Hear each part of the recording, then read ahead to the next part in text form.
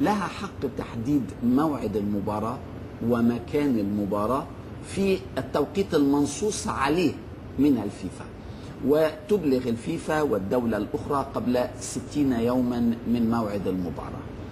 وفي حالة تساوي دولتين في رصيد النقاط يعود الأمر إلى فارق الأهداف في مجموع المباريات قبل أن نعود إلى المباراة المشتركة. هذه هي لائحة الفيفا المعروفة والتي وزعت على كل الدول.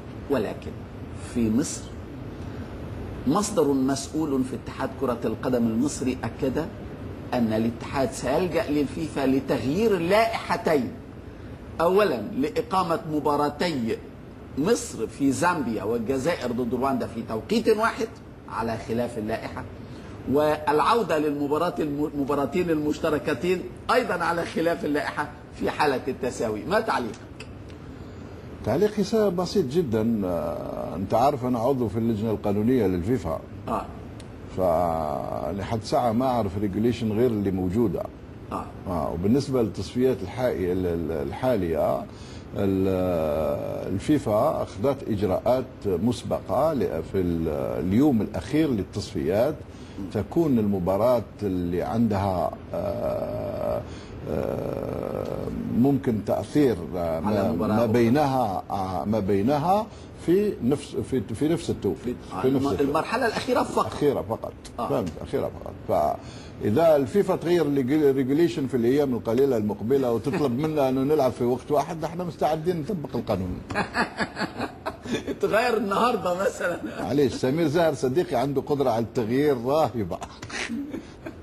طيب الطلب المصري لما سيذهب إلى الفيفا، لا هو نقطة يعني أنا قريت في الصحافة المصرية أخيرا أنه بعض الإخوة زملائك في الصحافة ناقلين على بعض المسؤولين في كرة القدم أنه فرق الأهداف في حال تعادل النقط بين أي فريق، ما نقصدش الجزائر ومصر لأنه ليس نحن ما وصلناش لهذه المرحلة، أنه فرق الأهداف الخاص هو اللي يحصل. هذه غلطة كبيرة. هذا في الريجوليشن تبع الكاف هكذا، تبع الاتحاد الافريقي فقط. لكن في الفيفا العكس، الفرق الاهداف على مجموع المباريات. ايوه هذا للتصحيح فقط. بالضبط.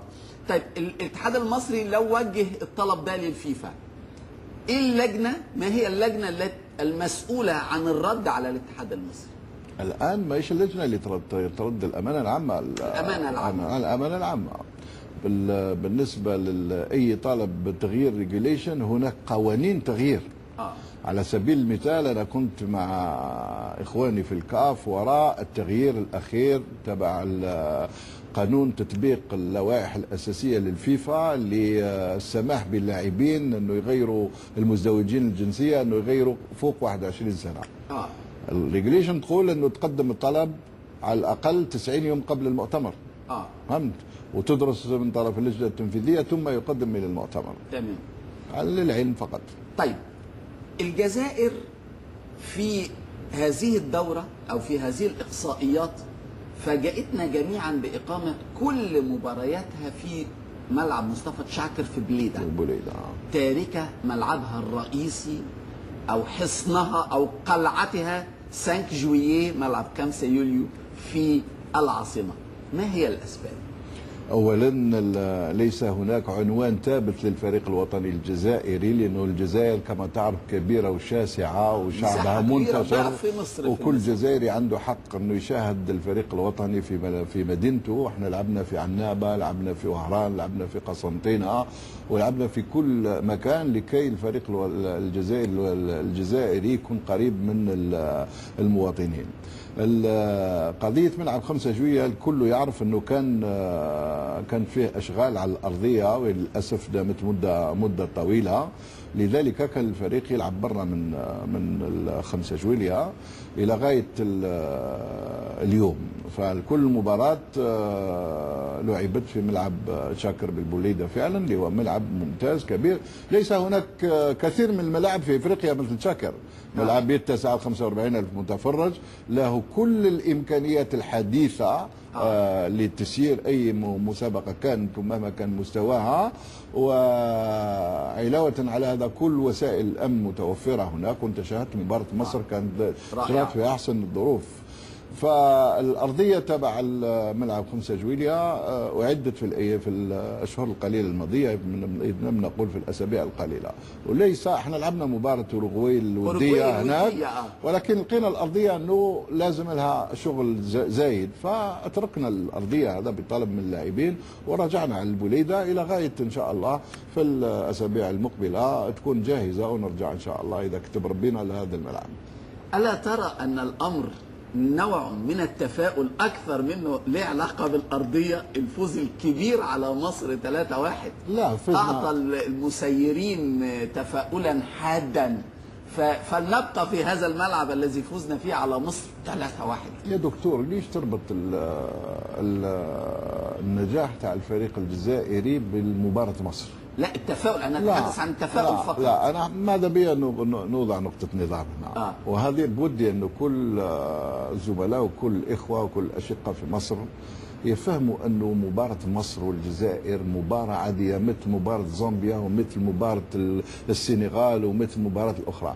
ممكن بالنسبة لنا كانت مباراة اخرى اصعب من مصر. انا اعطيك على سبيل المثال زامبيا. والله العظيم زامبيا كانت بالنسبة لنا اصعب من مصر. صح حقيقي. لانه لما نلتقي احنا ومصر بعد الناس تحط شوية اثارة حول المباراة. لكن احنا بالنسبة لنا كمسؤولين في الاتحادين الامور اكثر من اخويه، اللاعبين في الميدان انت شفتهم، الجمهور الان بفضل التبادل المكثف اللي موجود في السنوات الاخيره سواء على مستوى الانديه ولا مستوى مختلف الفرق، صار الجماهير الان تحترم كثير الاشقاء في البلدين. انا شفت نادي الاهلي جاء غلب الاتحاد العاصمه في الجزائر 1-0، الملعب كله واقف يصفق على نادي الاهلي. كانت لفته جميله. مصر اخيرا غلب هنا ان بي في ما ادري ما اتذكر وفاق سطيف على 4-3 وكان تحيه كبيره. فهذا دليل على انه تجاوزنا ما كان يجري في السبعينات ولا كذا، فالحمد لله. فلذلك ما تربطش النجاح تاع الفريق الجزائري بنتيجه مصر. كنا باش وصلنا لمباراه مصر مرينا على مرحلتين في التصفيتين الاخيرتين تبع الافواج، وكانت مباراه اكثر صعوبه في المراحل الماضيه مع السنغال، مع ليبيريا، مع الجزر الاخضر الى اخره. كانت مباراه صعبه اكثر من هذه. منتخب الجزائر كان في مستوى منخفض للغايه في السنوات الاربع الماضيه، ارتفع مثل الطائرة التي تقلع، أقلعت بارتفاع سريع وعالي جدا جدا في العام الأخير. ما هي أسباب هذا الارتفاع المفاجئ؟ والله إذا أنت متابع للأمور من زمان، وعلى سبيل المثال إذا تتكلم على مباراة مصر لازم تتذكر أنه في 2004 احنا كسبنا المباراة مصر في تونس في سوسة بالذات 2-1 ب10 لاعبين.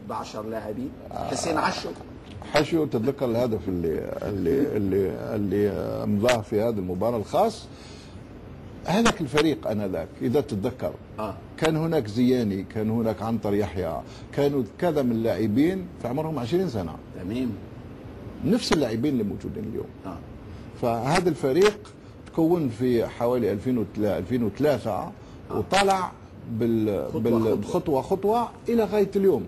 واحنا انذاك كان الفريق هذا مخطط له انه يلحق لهذا المستوى في السنوات هذه وفي السنوات المقبله، لانه معدل العمر في الفريق هذا 24-25 سنه، يعني يلعب ممكن يلعب حتى كاس العالم 2014. تمام. فلذلك الفريق في تقدم عادي في البرنامج التحضيري تبعه. والجهاز التقني بتاعه، الجهاز الفني اذا تتذكر كان نفس الجهاز الفني بقياده رابح سعدان في 2004 وهو رجع اليوم. طب رابح سعدان من المدربين المتحفظين قوي، يعني تصريحاته دائما متحفظه. تحب النوعيه دي من المدربين حضرتك؟ رابح سعدان من المدربين الاذكياء والمحترمين واللي يحترموا الاخرين. ايوه دي نقطه